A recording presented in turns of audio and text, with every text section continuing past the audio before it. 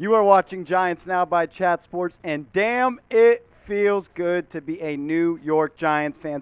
Sub for Giants dubs, because that's just what happened. The New York Giants, they beat the New Orleans Saints in overtime, and it feels great. It's been 8 or 7 something months since the Giants last won a football game, and I am excited. We're about to get into a game recap real quick, but sub for Giants dubs and subscribe to this channel if you want to stay up to date on everything surrounding the New York Giants coming up right now.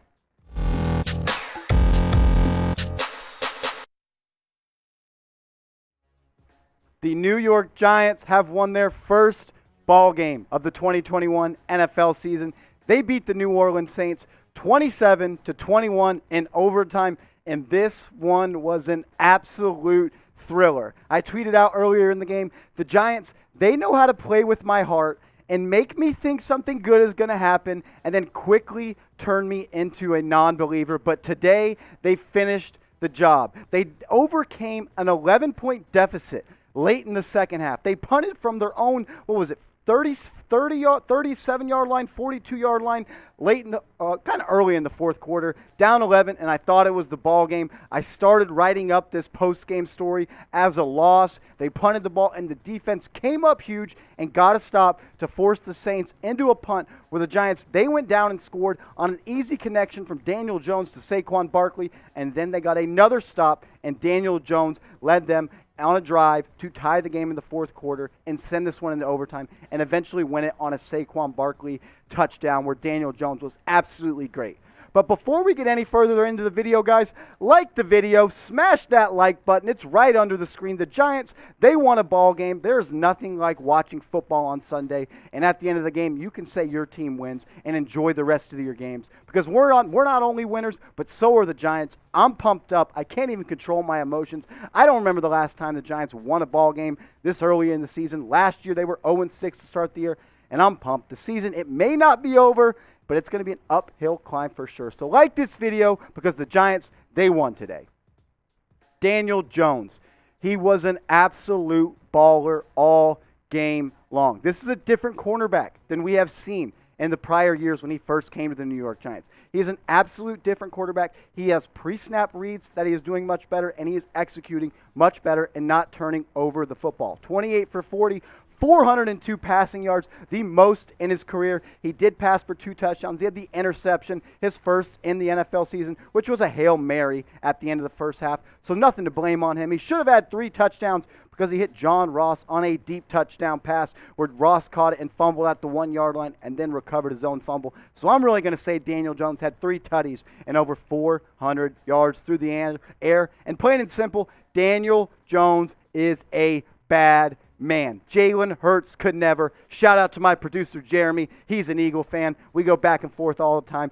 Jalen Hurts, he couldn't do it. A game-tying drive late in the fourth quarter as time expired, got the Giants into field goal range, and Graham Gano, he kicked the field goal to tie it up. And then in overtime, the Giants get the ball, and he drives the ball right down the Saints' throat, gets them into scoring position, and hands the ball off to our guy, Saquon Barkley, who scored the game-winning touchdown. Absolutely electric. Barkley, he had some plays in this game where it kind of looked like the Saquon of old. He finally started to make guys miss. Barkley, through the first 3 games, he wasn't making guys miss. He wasn't running through tackles, and he showed a little bit of that today. He stuck his foot in the ground and got north and south a couple of times, and that's what I like to see. 13 carries, 52 yards, 2 total touchdowns. He also had 5 grabs for 74 yards in the touchdown on the go route that got the Giants down to 3 points. The go route with kind of an out concept. Daniel Jones, he stared down the out route. Marshawn Lattimore, he jumped the out route, and Saquon Barkley running down the sideline, holding up the peace sign,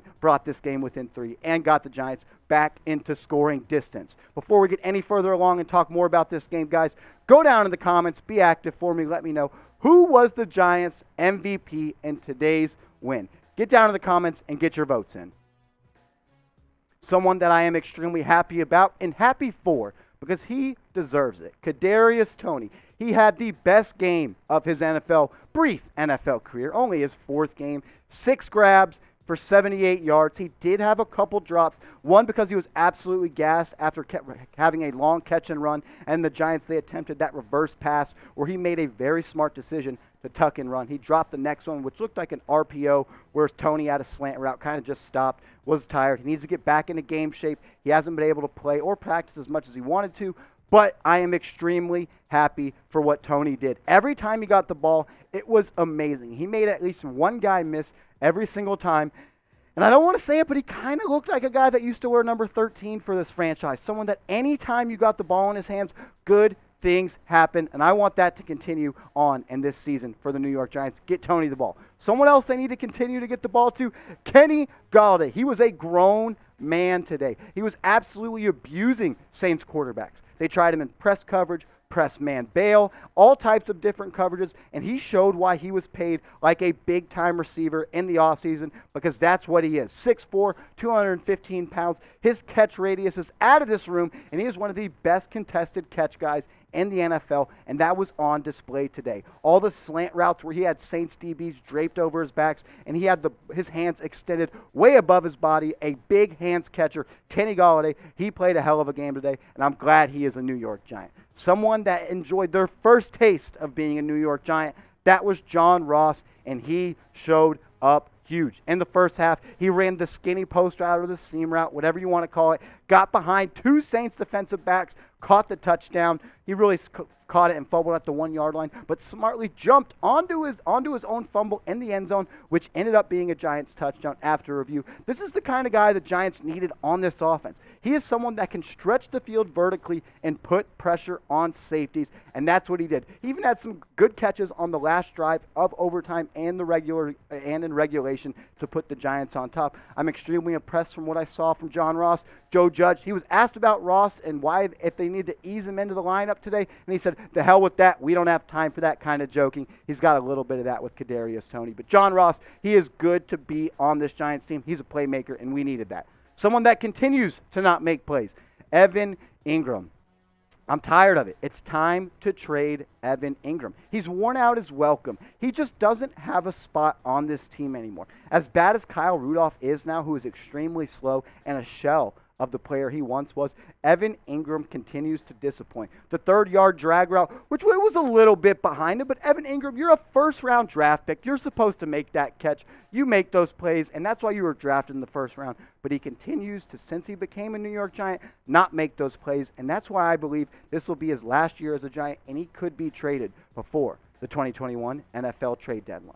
It was all smiles after the Giants win, but one thing I'm upset about is Jabrill Peppers and his hamstring injury that caused him to leave the game and held him out the entire way. He did what I did like to see, though. He's a captain of this team, and he went out and did the coin toss in overtime. The Giants won the toss, and he said, "We want the ball." I was kind of nervous. I thought it was going to be a Matt Hasselbeck type incident where they bragged after winning the toss, where we want the ball, and then he threw an interception. But that didn't happen. Jabrill Peppers, hopefully he's not out for too long. But one thing I do want to talk about Peppers is he has to be better in coverage. You could clearly tell part of the Saints' game plan was to attack him downfield in coverage. He gave up that touchdown early in the first half. I would like to see him get better in coverage, but maybe that's just the player he is at this point. I like Jabrill Peppers. He brings a good attitude to this team. He is a leader, but he's got to get better in coverage if he wants to stick around this New York Giants team.